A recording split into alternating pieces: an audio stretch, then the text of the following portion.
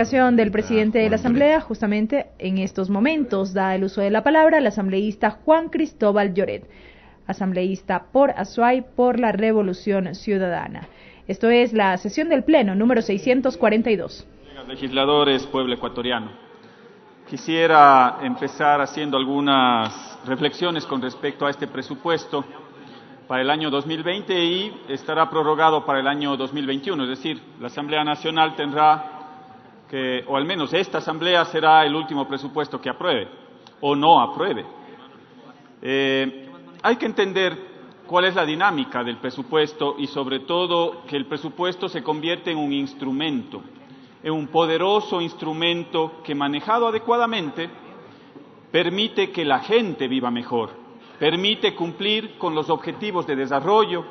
Un buen presupuesto bien manejado permite cumplir con la Agenda 2030, por ejemplo.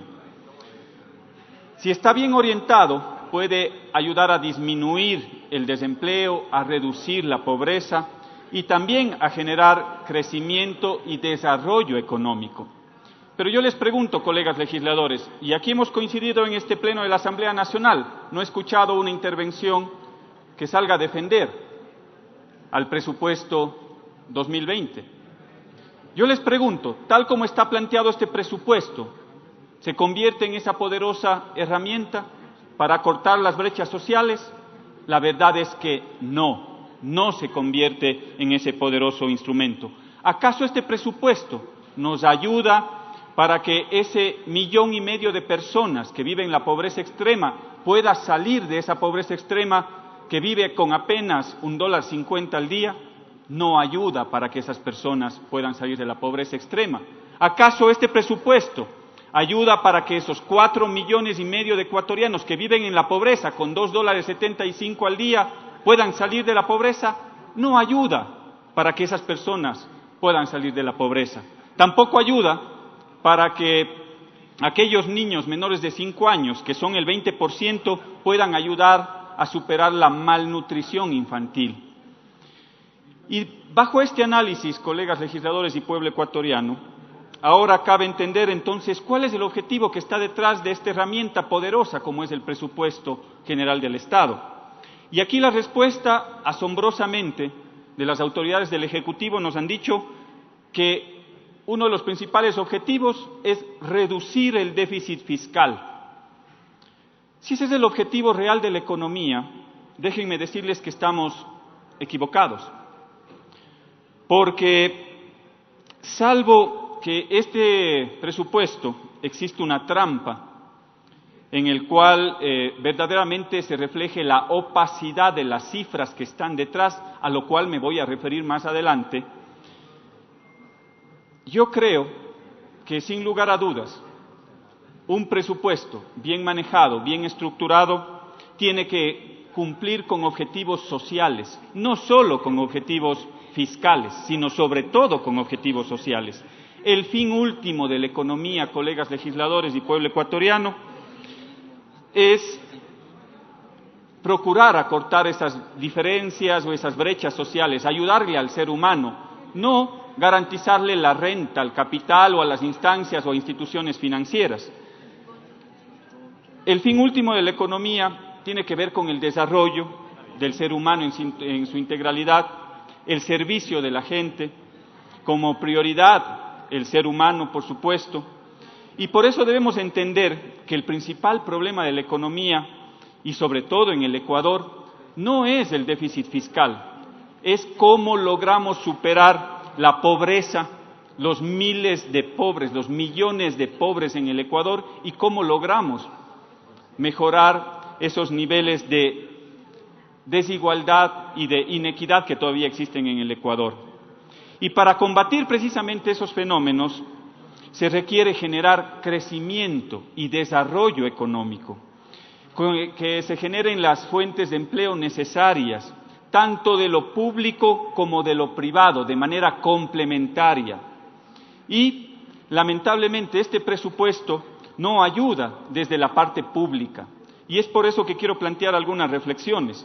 Y lo que es peor, alguien decía que la ejecución presupuestaria no es del 40%. el plan anual de inversiones no llega al 40%. Claro, pues que el gasto corriente está en la ejecución del 70%. Si eso es fácil, colegas legisladores. Es solo cuestión de pagar los sueldos y salarios al sector público nomás, pues.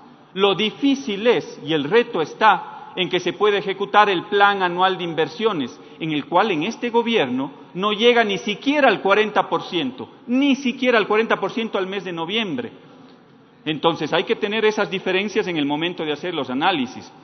Y cuando decimos que este presupuesto va en dirección contraria, es porque se plantea reducir en un 5% el gasto de personal. Eso significa, colegas legisladores y pueblo ecuatoriano, que más o menos o cerca de 25.000 personas se quedarían en el desempleo. Por lo tanto, no está ayudando a contribuir desde lo público a esa dinamización de la economía.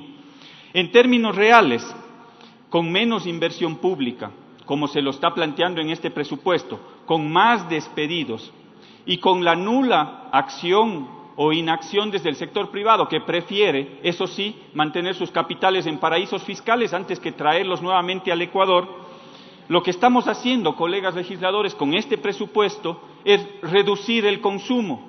Y cuando se reduce el consumo y cuando cae el consumo, caen las ventas, pues.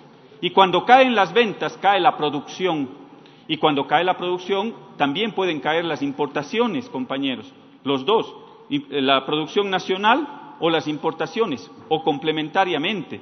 Por lo tanto, este es el perverso encadenamiento de la recesión a la cual nos ha sometido las recetas neoliberales del Fondo Monetario Internacional. Esta es la perversa receta del Fondo Monetario Internacional, la depresión de la economía, porque el Fondo Monetario Internacional está pensando única y exclusivamente en cómo me van a pagar, cómo me va a pagar el Ecuador toda la deuda a la cual yo le estoy sometiendo. A ellos no les interesa poder generar un modelo sostenible de desarrollo, sobre todo pensando en el ser humano sobre el capital.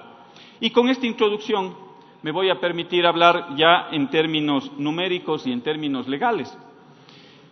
El presupuesto no puede aprobarse, colegas legisladores, porque no cumple con las disposiciones de la Constitución. Aquí se está planteando una reducción de 81 millones de dólares a la salud pueblo ecuatoriano. Por lo tanto, nosotros nos negamos a aprobar un presupuesto que afecta a la salud de los ecuatorianos y también a la educación de los ecuatorianos, porque aquí se está planteando que supuestamente se está incrementando 171 millones de dólares en el ámbito de la educación. Y digo supuestamente porque dentro de la proforma presupuestaria se están introduciendo cerca de 1.000 millones de dólares en infraestructura educativa. Y cuando le preguntamos al ministro que asistió a esa comisión, ¿dónde se van a construir, como en las mejores épocas de la Revolución Ciudadana, 1.000 millones de dólares en infraestructura? No supo qué decir, porque el nivel de ejecución del plan anual de inversiones está en el 40%, lo ponen únicamente para supuestamente tratar de cumplir con una regla fiscal, pero sobre todo con una regla constitucional. Por lo tanto, este presupuesto no se puede aprobar en esta Asamblea Nacional en el momento en el cual no se está cumpliendo con lo que establece la Constitución y las leyes de la República. Quiero también referirme, colegas legisladores, a un tema que es sumamente complejo y grave y que tiene que ver con el famoso déficit fiscal al cual me refería al inicio de mi intervención.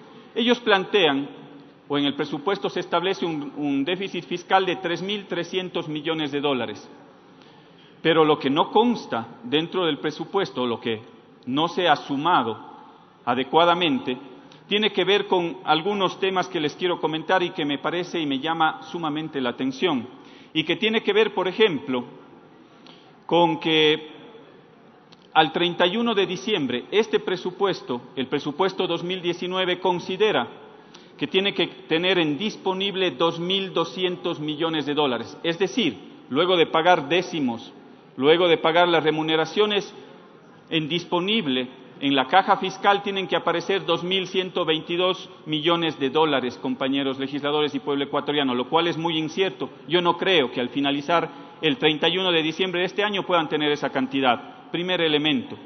Segundo elemento, plantean que desde los 6.664 millones de dólares en deuda se pueda tener alrededor de 1.585 millones de dólares en una entidad financiera que no se sabe la fuente, es decir, no se sabe en este presupuesto de dónde van a venir 1.500 millones de dólares, 1.585 millones de dólares. Entonces vayan sumando los 3.300 millones de dólares de déficit, más los 2.000 millones que tienen que tener, 2.200 millones que tienen que tener en disponible, más los 1.500 millones de dólares que no saben de dónde van a conseguir, y aquí hay un elemento adicional. Están planteando la monetización de activos por 2.000 millones de dólares. ¿Eso qué significa para que el pueblo ecuatoriano pueda entender? Significa que van a vender el patrimonio de los ecuatorianos. Significa que pretenden vender CNT, significa que pretenden vender Coca-Cola Sinclair y significa que pretenden vender Sopladora. Primero, yo lo veo muy difícil, no tienen ni siquiera la valoración de los activos, y así como lo ofrecieron en el presupuesto de este año, que iban a colocar 1.000 millones de dólares en monetización de activos, ya estamos cerca del 31 de diciembre y no se ha colocado absolutamente un solo centavo de esa monetización, tampoco la van a poder obtener en el presupuesto del 2020. Por lo tanto, colegas legisladores, estamos hablando de un déficit fiscal de proporciones, estamos hablando que podría llegar a cerca de 9.000 millones de dólares, eso es la cuarta parte del presupuesto, ese es el 9% del Producto Interno Bruto, compañeros legisladores. Entonces, la situación en el país es muy compleja, a lo que nos ha llevado precisamente ese perverso modelo de sometimiento de nuestra soberanía económica ante una instancia internacional como el Fondo Monetario Internacional. Yo me niego a aprobar este presupuesto precisamente por estos errores, precisamente por ese sometimiento de nuestra soberanía en materia económica a una instancia internacional como el Fondo Monetario Internacional. Y por último, para terminar, señor presidente, esta Asamblea no le puede dar la espalda a los estudiantes, esta Asamblea no le puede dar la espalda a los trabajadores de la salud, a esos médicos, a esas enfermeras que se van a ver afectados con este presupuesto, a esos pacientes que se van a ver afectados con este presupuesto, a los ciudadanos, a los pobres de la patria. Por lo tanto, no se puede aprobar este presupuesto por parte de la Asamblea Nacional porque este presupuesto no corresponde a los verdaderos intereses de desarrollo, a los verdaderos intereses que busquen acortar esas brechas sociales, pero sobre todo poder generar un país de bienestar que nos permita sacar adelante a los pobres, a los excluidos de la patria. Por eso creemos que este presupuesto no puede pasar por la Asamblea Nacional, este presupuesto debería nuevamente devolverse al Ejecutivo, como sucedió en el presupuesto 2019. Tal como está planteado, al único camino seguro que van a llegar con este presupuesto es a destrozar la economía del país por parte de este gobierno. Muchas gracias, señor presidente.